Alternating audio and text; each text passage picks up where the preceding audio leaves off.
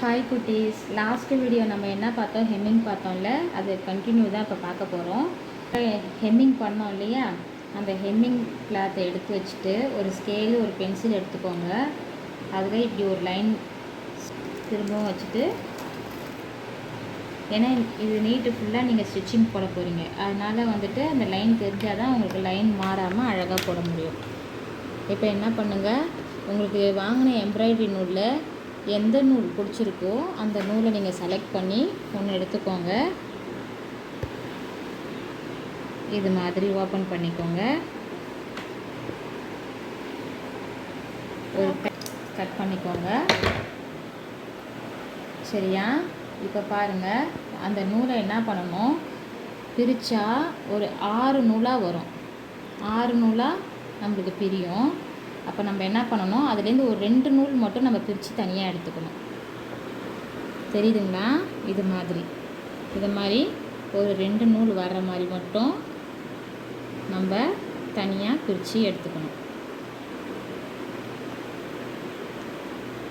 Okay, இது விட்டுடலாம். இங்கே பாருங்கள்,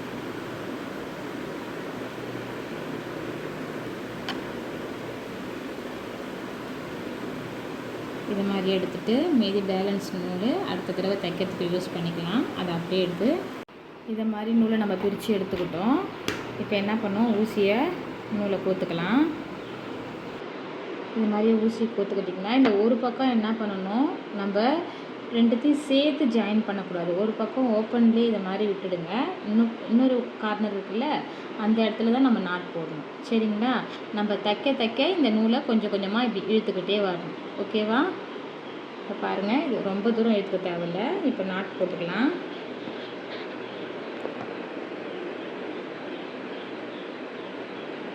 பார்த்தீங்களா, நாட்டு விழுந்துடுச்சு. முதல்ல நாட் போட நல்லா கற்றுக்கோங்க. இப்போ நான் போகிற ஸ்டிச்சுக்கு பேர் வந்து ரன்னிங் ஸ்டிச்சு சொல்லுவாங்க. தமிழில் ஓட்டு தையல் சொல்லுவாங்க. நம்ம டைலரிங் கற்றுக்கிறதுலே ரொம்ப முக்கியமான ஸ்டிச்சிங்கே இதுதான். வாங்க, இப்போ நம்ம எப்படி ஸ்டிச்சிங் போடலான்னு சொல்லித்தரேன். மறக்காமல் ஃபிங்கர் கேப்பை போட்டுக்கோங்க, அப்போ தான் கையில் ஊசி குத்தாமல் இருக்கும். நம்ம ஏற்கனவே நம்மள பென்சிலில் லைன் போட்டோம் இல்லையா, அது உங்களுக்கு நல்ல மாதிரி தெரியலனா மார்க்கிங் சாக்கில் கூட நீங்கள் இது மாதிரி லைன் போட்டுக்கலாம். இப்போ பாருங்கள், ஃபிங்கர் கேப் எப்பயுமே ஊசி எந்த இடத்துல நம்ம குத்த போகிறோமோ அந்த இடத்துல கண்டிப்பாக நம்ம வச்சுக்கணும். அப்போ தான் கையில் ஊசி குத்தாமல் இருக்கும். சரியா? இப்போ பார்த்தீங்களா, லைன் போட்ட இடம் இருக்குதா? இதுக்கு அடியில் என்ன பண்ணணும், நம்ம இது மாதிரி ஊசியை குத்தி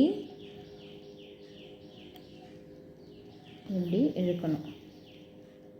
பார்த்துட்டிங்களா? இப்போ நூல் மேலே வந்துடுச்சா?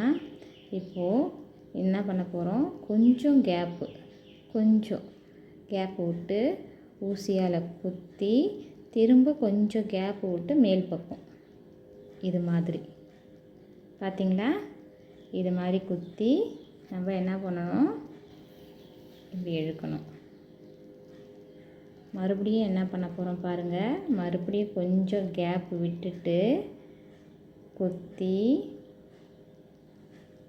மேலே இது மாதிரி தெரியுதா? இதை மாதிரி குத்தி மறுபடியும் நம்ம என்ன பண்ணணும், இது மாதிரி இழுக்கணும். பார்த்திங்களா?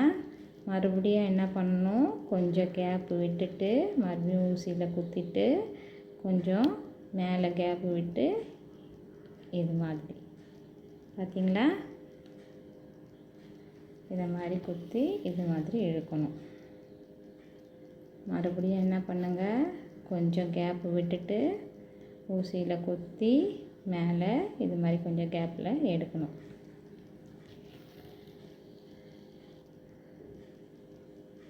பார்த்திங்களா?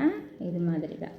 மறுபடியும் கொஞ்சம் கேப்பு விட்டுட்டு குத்தி மேலே கொஞ்சம் கேப்பு விட்டு மேலே குத்தி இது மாதிரி நம்ம என்ன பண்ணணும், இந்த லைன் இருக்கு இல்லையா, இந்த லைன் ஃபுல்லாகவே நம்ம என்ன போட போகிறோம், இந்த ஸ்டிச் தான் போட போகிறோம். இந்த ஸ்டிச் நம்ம எதுக்காக போடுறோன்னு தெரிஞ்சுக்கோங்க. இது வரைக்கும் குழந்தைங்க ஊசி நூல் இது மாதிரிலாம் குத்தி தைச்சிருக்க மாட்டீங்க இல்லையா, அதனால் ஊசியையும் நூலையும் துணியையும் மூணையும் வச்சு நம்ம எப்படி வந்துட்டு அதை நம்ம கையாளுறது, எப்படி அதை தைக்கிறது, எப்படி அதை ஹேண்டில் பண்ணுறது அப்படின்றத தெரிஞ்சுக்கிறதுக்காக தான் இந்த ஸ்டிச்சிங் நம்ம போடுறோம். நம்ம எடுத்த உடனே நல்லா கொஞ்சம் கஷ்டமான ஸ்டிச்சிங்லாம் போட்டுட்டோன்னா ஊசி ஃபஸ்ட்டு நம்ம ஹேண்டில் பண்ணும்போது லைட்டாக கையில் குத்தும் கொல்லும். அது மாதிரிலாம் பிரச்சனை வராமல் இருக்கணும்னா இந்த ஒரு ஸ்டிச்சை நீங்கள் போட்டு கற்றுக்கிட்டிங்கனாலே கண்டிப்பாக ஊசியெல்லாம் கையில் குத்திக்க மாட்டீங்க. அடுத்தடுத்த ஸ்டிச்சிங் போடுறப்போ உங்களுக்கு கொஞ்சம் ஈஸியாக இருக்கும். அதுக்காக தான் இந்த தையல் போடுறது. நம்ம இந்த தையலுக்கு பேர் என்ன சொல்லுவோன்னா ரன்னிங் ஸ்டிச் சொல்லுவோம். சரியா? இது நேராக நம்ம பாட்டு போட்டுகிட்டே போகிறதால இது பேர் ரன்னிங் ஸ்டிச்சு. இது மாதிரி இந்த லைன் ஃபுல்லாக நம்ம என்ன பண்ண போகிறோம், இது மாதிரி தான் போட்டுகிட்டே வரப்போகிறோம். பார்த்திங்களா நான் எப்படி போட்டிருக்கேன்னு? இது மாதிரி இந்த லைன் ஃபுல்லாகவே நீங்கள் என்ன பண்ணணும், போட்டுக்கிட்டே வர வேண்டியது தான். பார்த்திங்களா? இது மாதிரி ஃபுல்லாக நம்ம இது மாதிரி கடைசி வரைக்கும் தச்சு முடிச்சிடணும். தச்சு முடிச்சுட்டு நம்ம எப்படி டைட் பண்ணுறது, நாட் போடுறது அப்படி மறுபடியும் பேக் சைடில் நான் சொல்லித்தரேன். இது மாதிரி பேக் சைடு ஊசியில் குத்திக்கோங்க. இப்படி வெளில எடுத்துட்டிங்கன்னா பின்பக்கம் திருப்பி நம்ம தச்ச ஸ்டிச்சிங் இருக்குல்ல, அந்த ஸ்டிச்சிங் உள்ள என்ன பண்ணுங்கள், ஊசியை உள்ளே விட்டு இப்படி எடுத்துக்கோங்க. லாஸ்ட்டாக அந்த எண்டிங்கில் ஓன் இருக்குல்ல, அது உள்ளே மறுபடியும் ஊசியை விட்டுட்டு இப்படி டைட் பண்ணிங்கன்னா டைட் ஆகிடும். ஒரு முடிச்சு விழுந்துடும். இதுக்கப்புறம் நம்ம நூலை கட் பண்ணிட்டோன்னா அது எப்பயுமே என்ன ஆகாது, பிரிஞ்சு வராது. சரியா?